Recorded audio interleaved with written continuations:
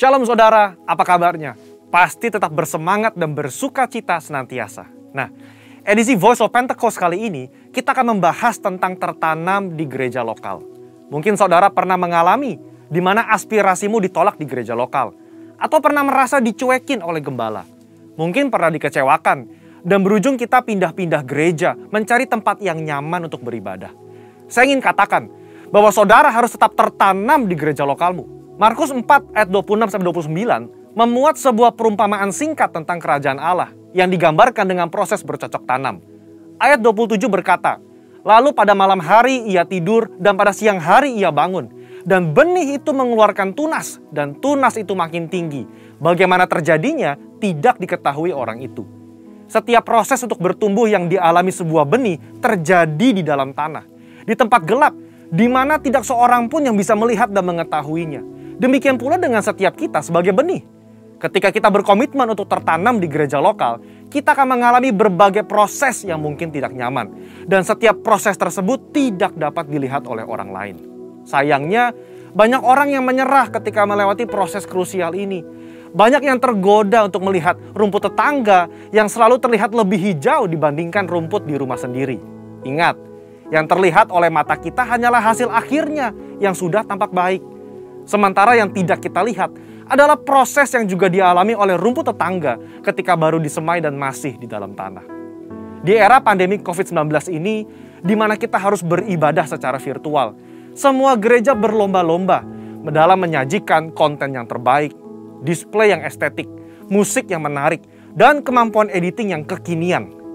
Dalam sebuah survei yang dilakukan oleh Barna Research pada bulan Juli 2020, mengenai kehadiran jemaat lintas generasi dalam ibadah virtual di masa pandemi, 40% dari generasi baby boomer memutuskan untuk tetap tertanam di gereja lokal, 31% dari generasi X, dan hanya 30% dari generasi milenial yang tertanam di gereja.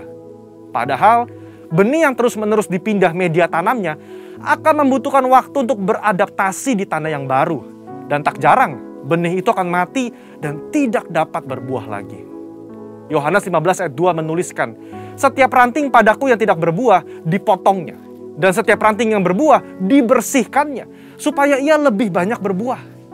Tuhan menginginkan pertumbuhan dari sebuah benih, dan agar benih tersebut dapat berbuah lebat kelak. Tentu saja, hal ini tidak dapat terjadi jika benih tersebut kerap dipindah-pindahkan. Jika kita tidak tertanam di gereja lokal, maka kita tidak dapat mengalami pertumbuhan yang sempurna. Bahkan tanpa kita sadari, kita bisa mengalami kematian rohani. Kita tidak dapat menikmati buah yang seharusnya dapat kita hasilkan apabila kita tertanam di gereja lokal. Lalu, apa hal-hal yang dapat terus mendorong kita untuk tetap tertanam di gereja lokal? Yang pertama, mengubah perspektif kita. Sekali lagi, ketika sebuah benih ditanam, ia diletakkan di dalam tanah yang gelap dan tak terlihat. Di situasi seperti inilah, perspektif kita harus dirubah. Ditanam sebagai benih atau dikubur seperti jenazah. Faktanya, di dalam tanah itu mungkin ada rasa kesepian. Tidak dilihat orang. Seakan-akan tidak ada jalan keluar.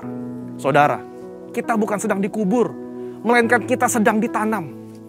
Jika kita berpikir bahwa kita sudah dikubur, maka tidak ada lagi pertumbuhan yang dapat kita alami. Namun ketika kita mengubah perspektif bahwa keadaan yang saat ini kita alami di dalam tanah adalah karena kita sedang ditanam, maka kita akan terus bertumbuh hingga waktunya benih tersebut akan tampak di atas tanah dan menghasilkan buah. Saudara sedang ditanam dan bukan dikubur. Kedua, jalani proses. Proses adalah bagian terpenting dari perjalanan hidup setiap manusia, di mana manusia dibentuk lewat hal-hal yang sulit agar menjadi semakin baik dan semakin kuat di kemudian hari. Alkitab berulang-ulang menggambarkan hidup manusia bagaikan tanah liat di tangan tukang periuk. Sebelum menjadi bejana, maka tanah liat harus melalui proses diremukan, ditekan, bahkan dimasukkan ke dalam tungku untuk dibakar sebelum bejana tersebut jadi sempurna.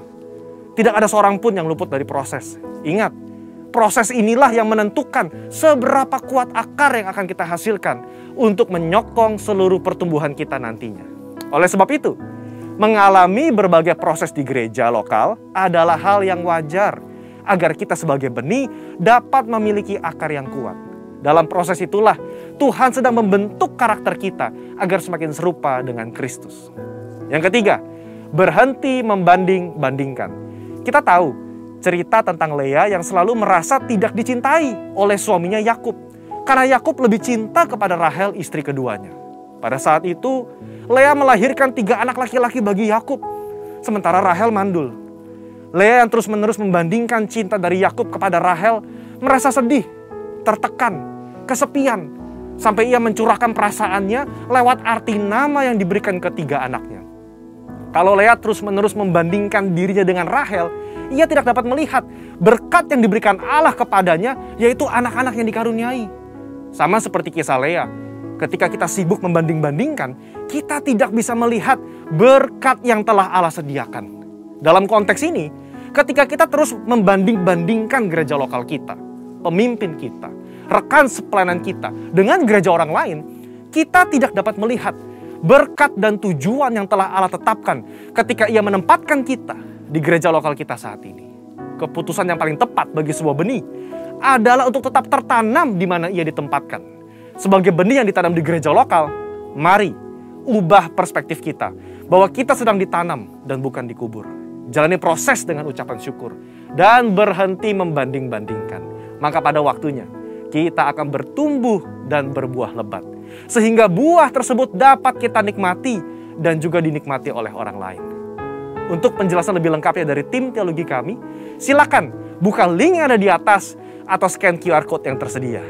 Salam integritas, Tuhan Yesus memberkati.